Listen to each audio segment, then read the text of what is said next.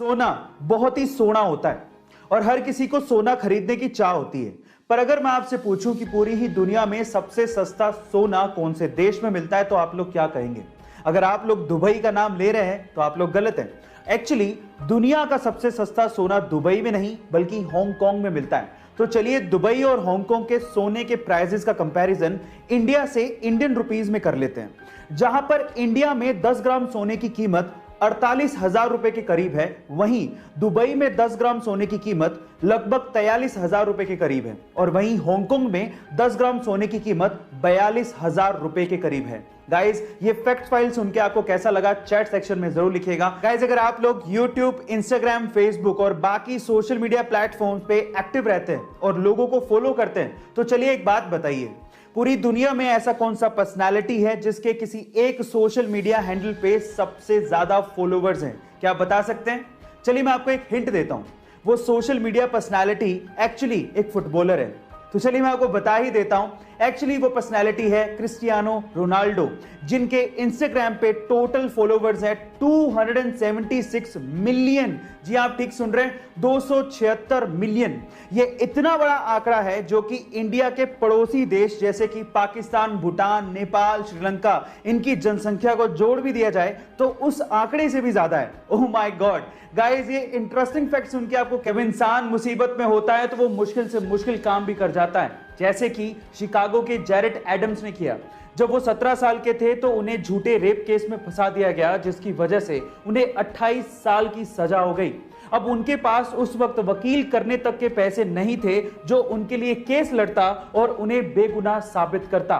तो फिर क्या था, जेल में रहते हुए जैरेट ने वकालत की पढ़ाई की और अपना केस खुद लड़ा और 8 साल में अपने आप को बरी करवा लिया और आज जैरेट एक जाने माने वकील हैं। गाइस, आपको ये कहानी सुन के कैसा लगा चैट सेक्शन में जरूर। सोना शान दिखाने के अलावा और कहीं काम नहीं आता, लेकिन फिर भी पिछले 30 सालों में सोने के भाव जिस कदर बढ़े हैं वो देखने लायक है। तो चलो आज इस वीडियो में पिछले 30 सालों के सोने के भावों का एक अलग तरीके से कंपैरिजन करते हैं।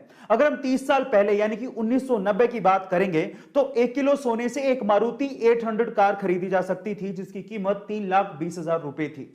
फिर 1995 में 1 किलो सोने से एक एस्टीम कार खरीदी जा सकती थी। 2005 में 1 किलो सोने से एक इनोवा कार खरीदी जा सकती थी। 2010 में 1 किलो सोने से एक फॉर्च्यूनर कार खरीदी जा सकती थी, लेकिन आज 1 किलो सोने से एक BMW X1 कार खरीदी जा सकती है जिसकी कीमत ऑन रोड लगभग 48 लाख रुपए है। गाइस, ये एक बार एक व्यक्ति भगवा चोला पहन के ट्रेन से जा रहा था। उसके सामने 2 अंग्रेज औरतें बैठी थी जो कि उसका भगवा चोला देख के उसका मजाक उड़ा रही थी।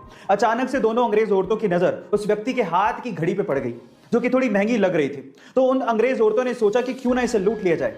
उन दोनों अंग्रेज औरतों ने उस व्यक्ति से कहा कि तुम हमें ये घड़ी दे दो, अदरवाइज हम लोग पुलिस को बुलाएंगे और ये कहेंगे कि तुम हमसे बदतमीजी कर रहे थे। उस व्यक्ति ने बात सुन के भी अनसुनी कर दी और ऐसे रिएक्ट किया कि उसे जैसे सुनाई ही नहीं देता। फिर उन दोनों औरतों ने उसे इशारों से समझाया पर वो तब भी नहीं समझा। फिर उसके बाद उस व्यक्ति ने दोनों अंग्रेज औरतों को इशारों से कहा कि जो भी कहना है वो लिख के दे दो। तो उन दोनों अंग्रेज औरतों ने ये लिख के दिया कि तुम हमें ये घड़ी दे दो, अदरवाइज हम पुलिस को बुलाएंगे और कहेंगे कि तुम हमसे बदतमीजी कर रहे थे। जब लिख के वो पर्ची व्यक्ति को पकड़ाई तो व्यक्ति ने पर्ची पढ़ी और उसके बाद बोला कि अब पुलिस को बुला लो। गाइस, वो व्यक्ति जानते हैं कौन थे?